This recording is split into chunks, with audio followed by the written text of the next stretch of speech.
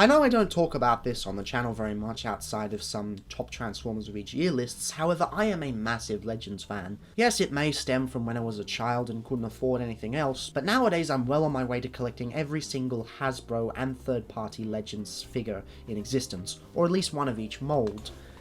Don't believe me? I've actually got a list of how many Hasbro Legends molds and Legion and Cyberverse stuff I have left. So far I'm sitting on about 38. If anyone has any of these, please let me know. It's gotten to the point where my Legends drawer under my desk is so full that it's buckling under the weight. Curse you, IKEA furniture! However, there's two primary reasons why I don't talk about them very often. The first is, most of the time there's not a lot to say about them. Most of them lack paint, they're small so you can't fit much articulation in them, not to mention there's not a lot of playability in them, the size is in effect the gimmick. And the second reason is, well, no one cares. Hardly anyone actually collects Hasbro Legion figures, and I know I'm being a bit confusing with the terminology, but that's Hasbro's fault. When it comes to the Generations line, they've pretty much killed any small scale systems, bundling everything in with a larger scale. You've got the Titan Masters instead, and then the smaller scale is primarily for mini-bots and Insecticons. And by that point, you've only got RID in the movies to fall back on, so Legion figures are pretty much dead. Don't get me started on Cyberverse. What the f*** are you thinking not giving them vehicle modes? Although that's more Legend scale, although they're calling it Scouts. God, this is so confusing! However, things are a bit different this time, because whenever you have a new figure, people will come and watch. Hopefully. Doesn't always work out. And that brings me to these little bastards, the new Legion figures from the upcoming Transformers Bumblebee movie. God, they're staying out of focus, so I'll just bring that out of frame. Are they worth the price of admission, which is actually $1 less than they were back in RID in The Last Night? Let's find out. Yes, I'm fully aware that these guys are technically called Speed Series, but come on, it's pretty obvious that they're supposed to be Legends figures anyway, or Legion figures. Anyway, given how the movie in question is all about the bees, insert Wicker Man reference here, I think it's best to start off with said bees. Surprisingly, the classic Camaro is a lot harder to come by than the Volkswagen version, or at least that's what I've noticed. Perhaps it's a regional thing, but it could be a case of less Camaros per case, or perhaps it's because this version of Bumblebee is more popular with the kids. Apparently Bumblebee's been cosplaying as a Datsun for so long that he's rewritten social consciousness for how he's supposed to look. Now, although I don't currently have the original 2007 Legends Bumblebee, although nowadays that's considered Legion size, yes, get used to that confusion, it's been getting me for a long time, I did own it as a child, and I can tell you it was not very good. His vehicle mode was far from aerodynamic, and for some reason he had tons of hinges visible in the vehicle mode. So how does this new iteration hold up 11 years later? Pretty good actually. It is unfortunate that the paint budget has tanked over the past decade, but everything else is a vast improvement. The front actually looks like a car, as opposed to being made out of Lego. There are visible hinges, but Hasbro has done the genius idea of incorporating them into the striping on the roof. One really nice thing to note is that the wheels are pinned. I'm not quite sure when Hasbro switched to primarily clipped wheels, but it must have been sometime before Robots in Disguise. I'm of course talking about the new Robots in Disguise, not the old one. Damn it, Hasbro, why do you keep reusing names? It's nice to see a return to this system, because it makes the figures roll far better, if anyone cares about that. As a matter of fact, all the figures have pinned wheels, except for one anyway, to facilitate an Energon igniter gimmick. According to the box art, you can plug in an engine that you get with the larger simplified toys. This is the reason why each Legion toy has a 5mm port at the back, allowing for all sorts of nonsense. Although of course I don't have any interest in buying an engine, and thankfully this gimmick isn't intrusive, aside from maybe Barricade and Hot Rod, but we'll get to that later. This mode sadly isn't perfect though, and its main flaw has to be the paint. You've got the black that bleeds into the windows to cut costs, and that's your lot really. There's so much they could have done here, but it's all missing, and it's a real shame. Funnily enough, these figures actually have deflated in price since RID by $1, but I think if they kept the same price, the figures could have benefited from the extra budget. I'm not sure if the lesser dollar is uniform across Australia, neither am I sure if America's in the same boat, but if that's the case, then it's a sad lapse in judgment. No need for a pointless size comparison, because we all know how big a Legion is and this figure doesn't do anything remarkable with its size. Now the funny thing about Bumblebee over here is that he doesn't actually represent the previous Bumblebees from Revenge of the Fallen and Dark of the Moon. I don't have the Dark of the Moon Bumblebee, but it transforms very similarly to this. Actually, it resembles more the Last Night Hot Rod and things like RID Drift over here, in the sense that it's a fake hood chest with a robot underneath. Hello there! So getting the other toys out of the way, the first thing you want to do is actually bring the arms out. There's a specific order of operations because the hood chest can be a little bit annoying with the feet. After getting the arms out of the way, you then bring this up just a little bit, and then you can rotate this down until it unclips. When that has unclipped, You can then extend the legs all the way. They don't lock in, but they do fit very nicely with the kneecaps. You can take them apart and bring up the feet. The feet are a very nice touch here. From here it's pretty simple, you just make sure the arms are in the right position. This comes down, there's a peg here and a slot at the back here, and they just cover up the back. Very, very reminiscent of Last Night Hot Rod. Of course, the frustrating thing about Last Night Hot Rod is that he was never actually released in Australia, which is very, very annoying. Come on, Hasbro, don't do American Store exclusives, it just f***s the whole thing over. Looking at the robot mode, I can see where all the paint budget went. See, the problem with having to hide an entire robot mode under the vehicle is that you have to be very strategic about where you put the paint, and it would seem as if they've still not done a perfect job.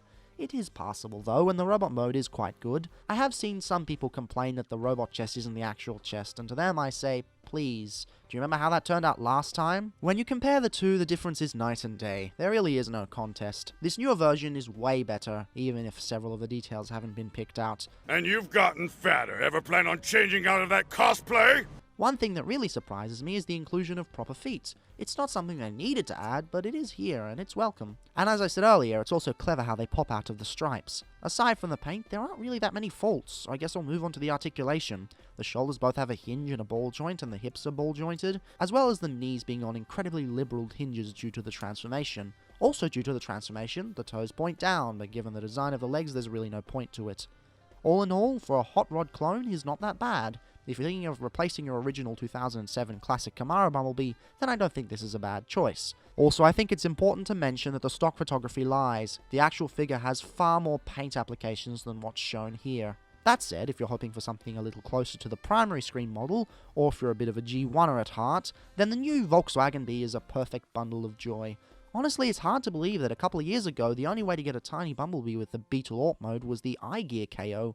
Nowadays, we're spoiled for choice with the recently released New Age version, and on second thoughts, maybe there's only one alternate choice. Even against the third-party counterparts, this figure does a bang-up job of representing this character in this vehicular form. Honestly, his flaws are so minuscule in this mode that it might as well be a perfect alt mode. The design is on point with tons of fantastic line work and hidden Easter eggs such as the tiny Volkswagen symbol. The hinges are all hidden well enough. The paint is on point for once. Sure, the back windows aren't painted, but we get properly painted windows on the front and the sides, as well as bumpers and headlights. The engine port doubles as a rear bumper, breaking up the colour scheme quite well. If I had to complain about one thing, it would be that this is the only figure without pinned wheels. The rest manages just fine, but this poor bee got left out, so the engine may not work as well. But seriously, who cares about that? Another thing to note though is that he lacks an Autobot symbol. Camaro Bee actually had one moulded into his chest, but Volkswagen Bee is missing one altogether. It's rather odd. Size-wise, he's actually way smaller than the Camaro version. This might get the lazy eyebrow reviewer in a rut if he was still making YouTube videos, but I'm assuming most people expect Bumblebee to be a small car, even if it's not accurate. Okay, looking for your classic-style Bumblebee transformation? Well, VWB has that transformation. I'm talking about Revenge of the Fallen Dark of the Moon classic style, not G1 classic style, because this guy ain't G1 classic style. Transformation is also very simple. It's a Legion. What do you expect? First thing you want to do is extend the legs. In the process, they will probably come apart. You got the feet coming out of here, which is very, very surprising. Again, they don't need feet on these figures, but it's pretty cool that they do have them. Also, the way they're grooved, you can get your nail in there and get them out of there. Everything from here is just same old movie Bumblebee nonsense. With the arms popping out, and the hood going down. And my god, that is a motherfucking adorable robot mode. Jesus Christ, look at this thing! Going through that transformation and seeing this guy in robot mode is giving me all sorts of warm, fuzzy feelings. I understand that Bumblebee is supposed to be an empathetic character that you feel cute feelings for, but even without the character involved, this guy is a perfect Legion figure. His proportions are spot on, the paint is immaculate, the face sculpt pops, the kibble is minimal. As a matter of fact, this guy is technically more screen accurate than both the Studio Series and the Movie Masterpiece versions, because he lacks the wings that the concept art used but were removed later in production. Yes, outside of whoever designed this, even the Hasbro team has been brainwashed into thinking that B is a Datsun. Other things I love about this include the hidden detail on the thighs that gets revealed as you bend the knee, the paint on the arms to make them stand out a bit, even the extra midriff detail is pretty good. The only issue, and it's so minuscule that it might as well be ignored, is that the knees don't stop and continue to bend forward. Honestly, who cares though? He's a great toy either way. The articulation is pretty standard. Basically, it's what the Camaro had, minus the shoulder hinges. Size-wise, both Bees are the same size, in spite of vastly different vehicle mode lengths and widths. Of course, Hasbro couldn't do any line whatsoever without trying to force a repaint up our arse, although in this case it's more of a slight retool. Next up we have Barricade and Utrud, and both of these guys feel kind of nostalgic. And that's not because of the car mode though, because yes, they are classic 80s cars, it's also the size and simple transformation.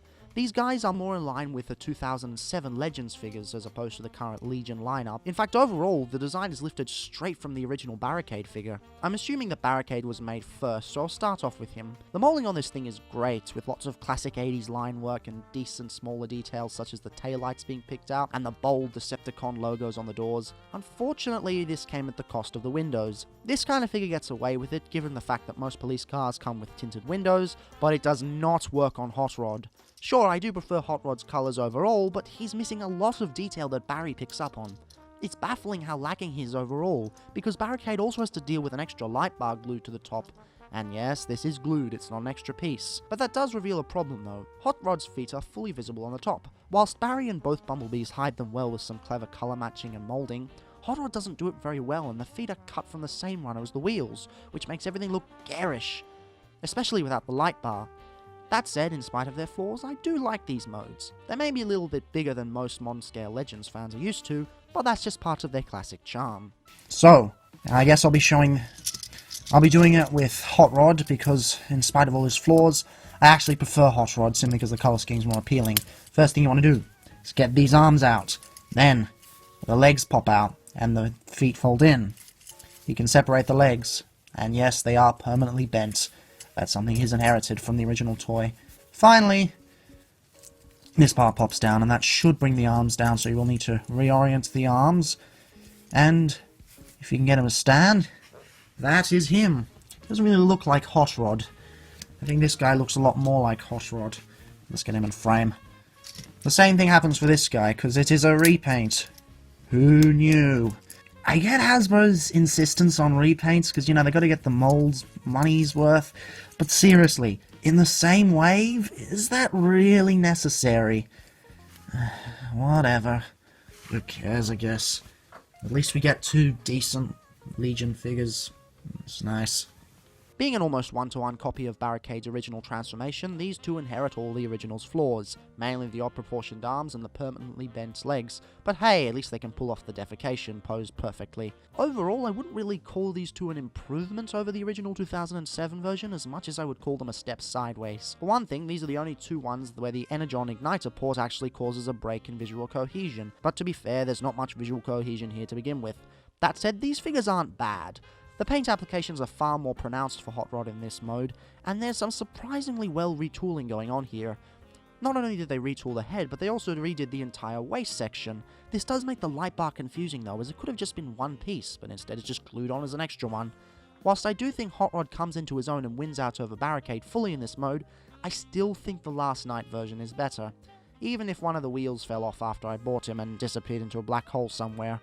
Thankfully, that will never happen on these because of pinned wheels. Articulation is pretty standard, with the exact same as the previously mentioned VWB. The toes make more sense though, as they allow for some more menacing poses, although that's a bit confusing for Hot Rod's character. And this brings us to our final figure, whom I've been waiting for quite some time. Ever since Dark of the Moon, Hasbro kinda gave up and started reusing the Revenge of the Fallen version to represent the character at this scale. I mean, this mold is alright, but half the fun comes from combining with Jetfire, so an update was sorely needed. Then I heard they were doing an Invasion Optimus inspired figure, and I got pretty excited. But when I finally got it, all that hype crashed and burned. Out of the 5, this is the only figure I'd actively tell you not to buy. On one hand, yes, it's a Legion figure, so I can't be too harsh, and to begin with, I'm a Legends fanatic who will buy all of them anyway, but on the other, Hasbro's already done this design better years ago. In case you haven't guessed, this figure is heavily based on the Reveal the Shield version from a few years back. Although my copy here isn't the original release, but rather the Takara version, which came later. The original was a fantastic little Optimus, one of the best in years. This, though, it's a pale imitation of both the previous Legends figure and the Voyager Evasion. The truck mode is barely passable, from the front anyway. Once you get to the back, the illusion shatters. Honestly, they haven't made the slightest effort to cover up anything from the shoulders and the legs. Yes, the wheels are pinned from the inside, but those wheels are the only thing that break up the colour scheme. And you've just got the sea of red. Instead of moulding two separate colours or applying liberal coats of blue to the back, The whole back section with the legs is left entirely red, and it looks ugly as shit. Fortunately, the paint at the front is done quite well, but the cab itself isn't shaped well at all. If you look at the CGI model, or the original Evasion toy, or any other Optimus Prime, it's all dynamic, it's not just a flat pane. I'm sorry, but this sort mode is bad.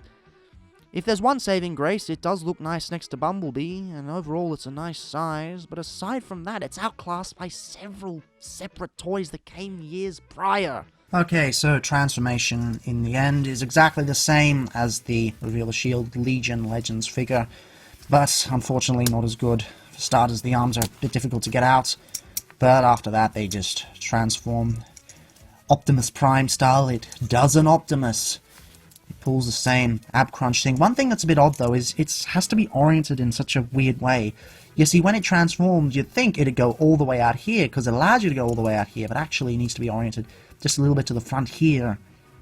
Why? Why do that? It's so dumb. Of course, the legs separate, and then the head pops up on this huge assembly. Why is it on a huge assembly? It doesn't make any sense. Ugh. This figure doesn't make any sense. Why do you have to fail at something you've already done? Let's just get on with it.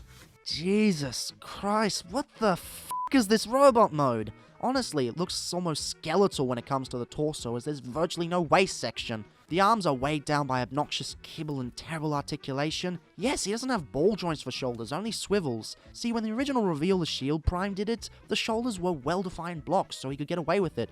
But when these shoulders are too small proportion-wise as is, and a bit too low down, swivels aren't enough. Apparently putting 2 ball joints instead on a figure is a preposterous idea, according to whoever designed this. By the way, Prime Cliffjumper sends his regards.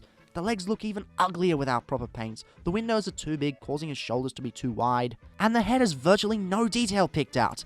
Every other Legion figure has decent paint on the face, and Prime just comes out of nowhere and bucks that trend. He doesn't even look good next to the other figures, as they're too good for him. I really wanted this guy to be good, but honestly this has got to be one of the worst Legion figures I've seen in years. It's not quite Last Night Drift levels, but it's still pretty bad. And I mean, honestly, it gets outclassed by virtually every other figure in RID, so that's pretty sad.